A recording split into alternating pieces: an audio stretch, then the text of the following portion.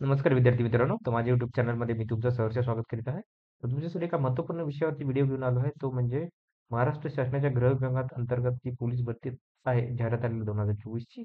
त्याच्या संदर्भात तुम्हाला माहिती देणार आहे मी. की खूप साऱ्या विद्यार्थ्यांचं कन्फ्युजन आहे, की त्यांना काय होतं, की त्यांचे ईमेल आयडी विसरलेले आहेत ते. ईमेल आयडी विसरलेले आहेत किंवा चुकीचं टाकलेलं आहे त्यांनी. तर त्यावेळेस त्यांना काय करता येईल? त्याच्यानंतर ईमेल आयडी जर बदलायचा असेल त्यांना, चुकीचा असेल किंवा बदलायचा असेल त्यांना काय करता येईल? आणि मोबाईल नंबर बदलायचा असेल, तर या सगळ्यांची माहिती दिलेली आहे. त्याच्यानंतर जेंडरही तुम्हाला बदलता येतं. त्याचीही तुम्हाला काही की माहिती सांगणार आहे. त्यामुळे व्हिडिओ शेवटपर्यंत पहा आणि माझ्या चॅनलवर नवीन असाल तर प्लीज चॅनलला सबस्क्राईब करा. तर ईमेल आयडी बदलायसाठी काय करायला लागेल तुम्हाला इथं इथे काय करायला लागेल तुम्हाला या लिंकवरती आता ही तुम्हाला लिंक देईन मी तुम्हाला. तर या लिंकवर क्लिक करायला लागेल.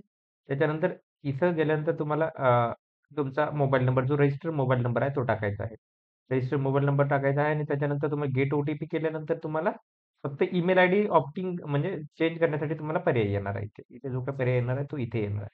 त्याच्यानंतर पुढे सपोज तुम्ही पासवर्ड बदलायचा असेल ते तर काही सोपं आहे. त्याच्यानंतर ना तुम्हाला ईमेल आयडी आता इथं विसरला असाल तर तुम्हाला हे रिसेट लिंक येईल. त्याच्यानंतर ईमेल आयडी बदलायचा असेल तर इथे लिंक येणार. सेम तुम्हाला इथं मोबाईल नंबर तुम्हाला काय करायचा ही सुविधा ईमेल आयडी चुकीची असल्यामुळे व्हेरिफिकेशन झालं नाही त्या विद्यार्थ्यांकरता आहे. म्हणजे काय की एखाद्या विद्यार्थ्यांना काय केलं ईमेल आयडी चुकीचा टाकलेला आहे त्यांनी. ठीक आहे. एक ईमेल आयडी चुकीचा ज्यांचं बरोबर आहे त्यांना काही नाही. पण ज्यांचं चुकलं आहे ईमेल आयडी टाकताना एखादी लेटर वगैरे थ्रू होतो आणि त्यामुळे त्यांना व्हेरिफिकेशन होत नाही. तर त्यांच्यासाठी ईमेल आयडी बदलण्यासाठी ही लिंक आहे. ठीक आहे.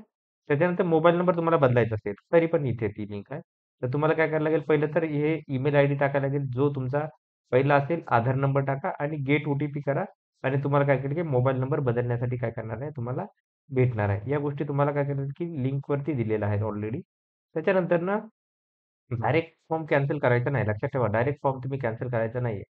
आणि त्याच्यानंतर इथे अजून एक गोष्ट आहे की तुम्ही जे हे आहे जेंडर कधीचं एखाद्याचं मेल तर फिमेल झालेलं असतं.